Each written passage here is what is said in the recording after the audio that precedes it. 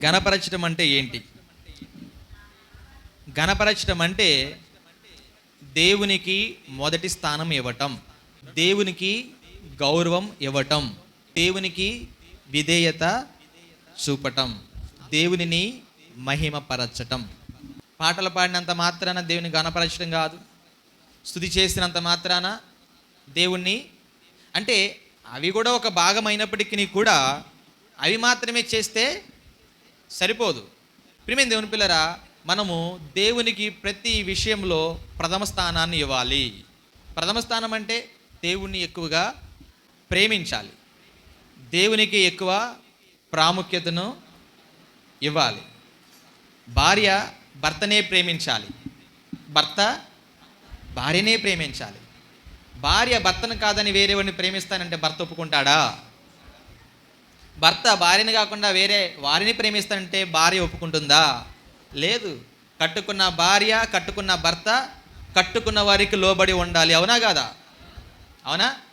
మరి వేరే వాళ్ళని నువ్వు ప్రేమిస్తే ఎందుకు తట్టుకోలేకపోతున్నావు? అంటే నీది స్వార్థమా? నీ భార్య నిన్నే ప్రేమించాలి అని అనుకోవడం తప్ప? నీ భర్త నిన్నే ప్రేమించాలి అనుకోవడం తప్ప?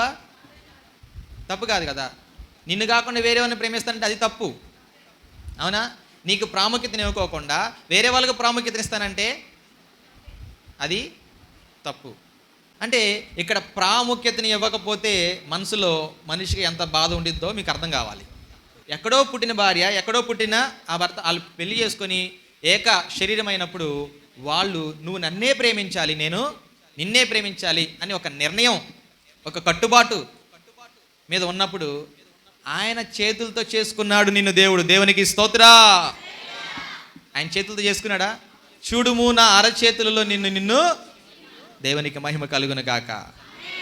అంటే ఆయన అరచేతులు నిన్ను చెక్కుకున్నాడు కదా. నువ్వు పిండముగా ఉన్నప్పుడే దేవుడు నిన్ను ఎరిగాడు కదా.